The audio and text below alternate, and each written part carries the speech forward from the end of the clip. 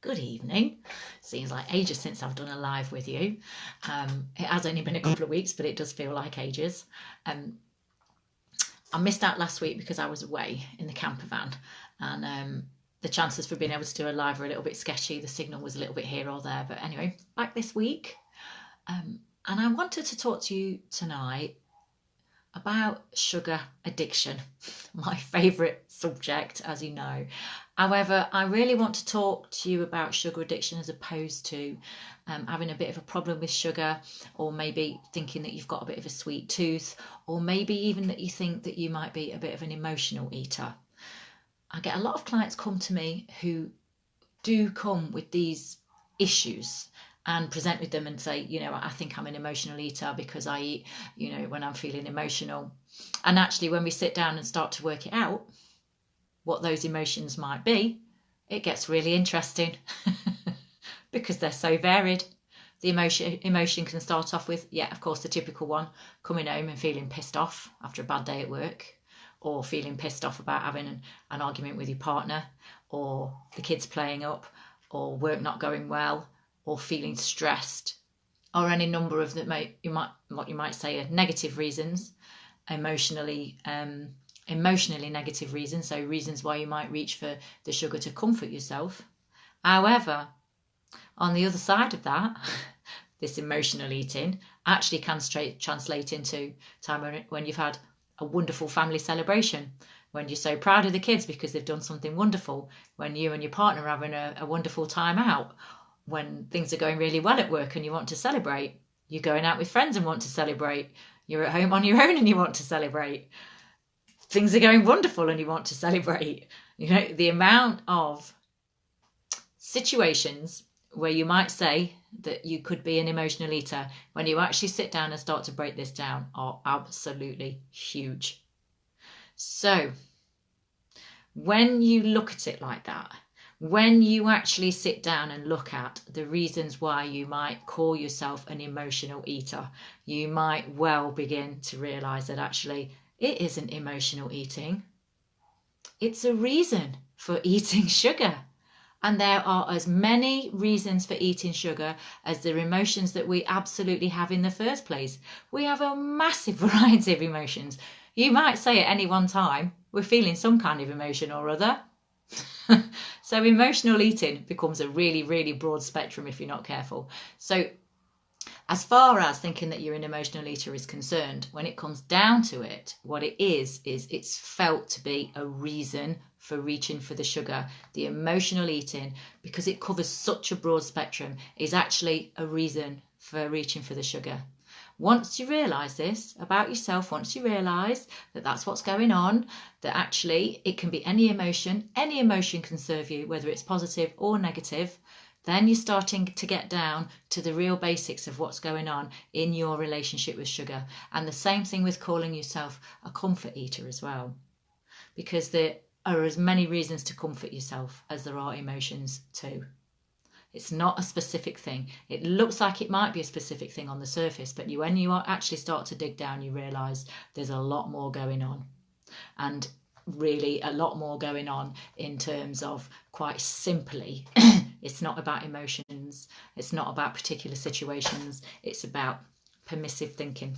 The reason that you give yourself for reaching for the sugar, and the amount of reasons that you have can be off the track, off the chart altogether. There can be so many reasons. So digging beneath the surface of that and realising that actually, when you look at it, there's something a bit deeper going on here, and this is an irresistible desire for sugar, an irresistible desire to reach for the sugar that you simply can't resist. Sometimes it comes and goes. These things don't always stay steadily the same. The cycle isn't always exactly the same. However, it's often quite similar. You might go for some periods without having any sugar at all, especially if you're managing by some massive force of will to be on a fat reducing diet for whatever reason, to try and lose weight on a weight loss diet. So you might be really, really, really, really able to keep a lid on it, even though it might be killing you. So that might be one reason why you're not. And also, if you've absolutely pigged out and overindulged and you really can't face it, then that can actually sometimes, put us off sugar for a little while. And then once we've kind of broken the cycle of eating sugar at a particular time of day, and then realizing that actually you're craving it at the next time at the next day at the same time. Once you start to break that craving cycle in itself, then that can help you to just kind of lift yourself out of that cycle for a little while. However, the craving cycle is a holding pattern, whether it is daily, whether it's weekly, whether it's monthly, whatever it is, there is a holding pattern there. So once you realize that actually you're taking emotional eating out of the equation, and you're also taking comfort eating out of the equation, what you're actually looking at, however big it is a holding pattern that is an addictive cycle. Once you realize that about yourself, or maybe you can start to kind of see that perhaps there might be something deeper going on, then there is a way actually to be able to really tell if it is addiction or if it is just a little bit of an out of control urge that you kind of come and go with. I'm going to pop in a quiz that will help you to determine whether you really are a sugar addict underneath the comments. In the first comment, I'll put the quiz in. It's 10 questions, how to determine if you're a sugar addict or not. If you answer 5 out of 10, if you answer yes to 5 out of 10, you've got a sugar thing going on, and you've got an irresistible sugar thing going on. To be honest with you, if you answer number 10 by itself as a yes, then you've got a sugar thing going on. And once you see what number 10 is, you'll realise what I mean when you see that question, because it is a question that once you actually, once you see that question and go, yeah, that is going on for me, then, really you're a done deal at the end of the day. The easiest, the quickest, and the most powerful way to be able to stop eating the sugar is to be able to just see through the issues that might have been clouding that recognition that you've got an addiction, such as emotional eating or comfort eating. Seeing through all of that and really being able to get down to the nitty-gritty, down to the basics of it, and to realise that what you've got going on, is a sugar addiction. This is the biggest and most powerful step that you could take towards getting the sugar out of your system. I know that there is dietary advice, and it is quite accepted dietary advice, that if you eat a little bit, you'll be all right. You can have a little bit of what you fancy. It does you good. That don't work. If you're the kind of girl or boy that sees a box of chocolates and there is no way you can just have one, or you see a packet of biscuits and there's no way you can just have one little biscuit and put the packet back in the cupboard, if that's not you, it's never going to be you, and it's got nothing to do with self-control. So once you realise that actually this isn't your fault, this is not about willpower, this is not about self-discipline, this is not about you stopping being greedy, this is not about you being stronger with yourself, it's not about any of those things whatsoever. That doesn't work, and something, you can just use that as a stick to beat yourself up with, and it doesn't get you anywhere. It just gets you feeling worse about yourself. It just gets you feeling like you have got something wrong with you, that for some reason you can't seem to do what Janet down at the Slimming Club can do, and she can manage to just have the one. That's great. She's not a sugar addict. If you are a sugar addict, then recognising that it's not your fault. You really can't just be expected to have the same relationship with sugar as Janet down the Slimming Club. You can't do it, and you'll never be able to. The top tip that I can give you tonight for you to take away with you right now is acknowledging that you've got an addiction. It's the same for any addiction.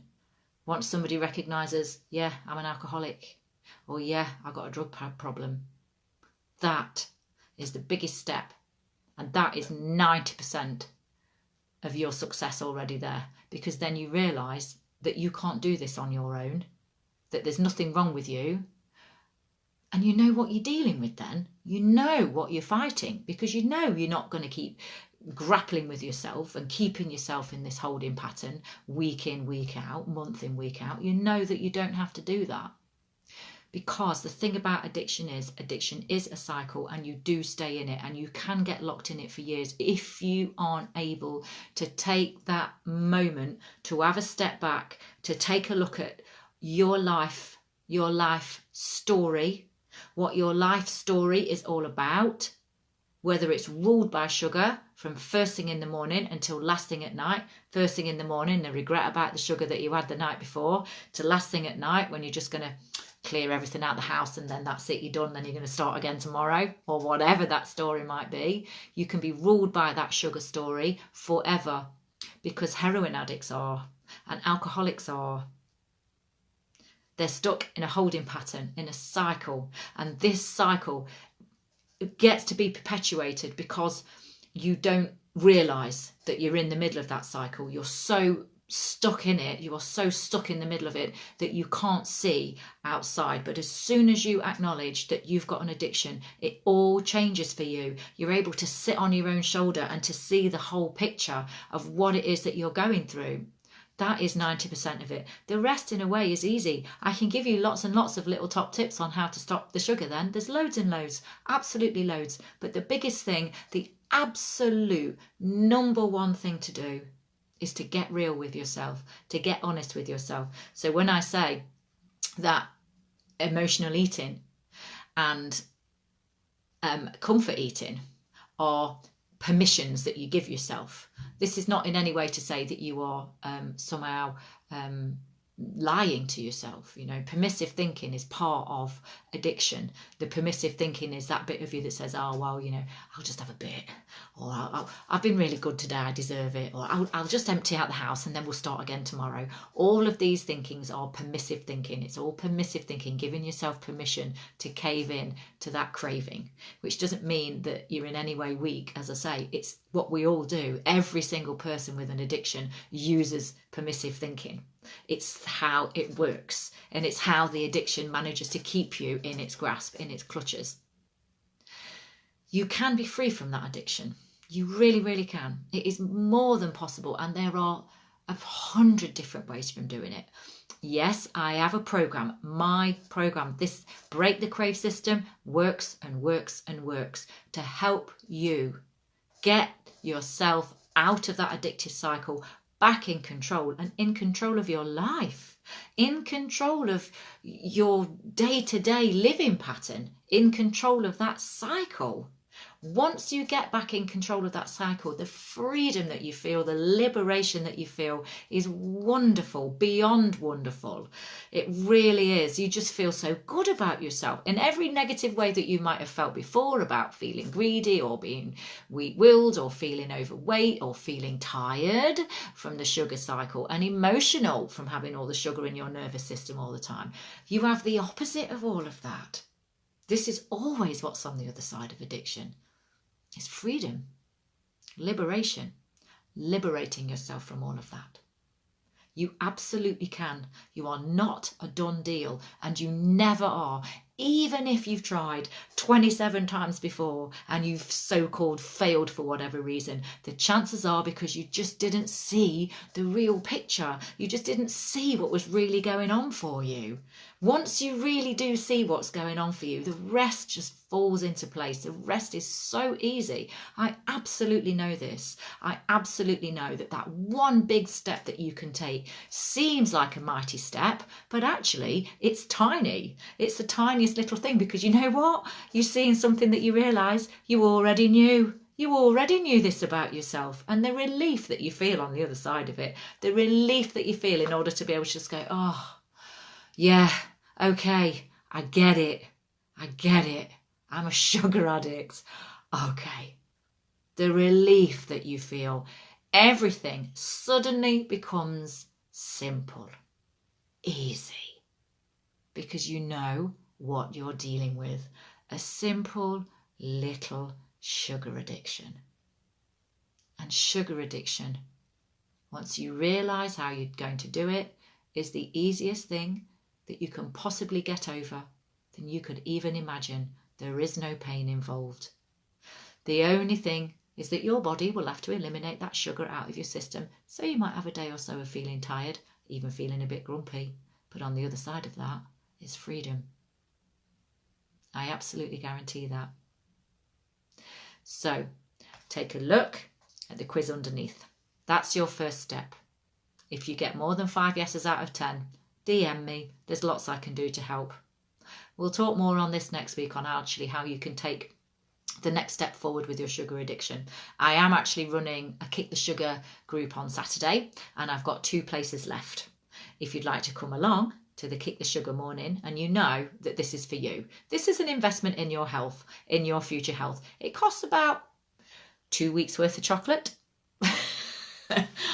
or cakes or biscuits or cookies or donuts, whatever that might be, a couple of weeks worth.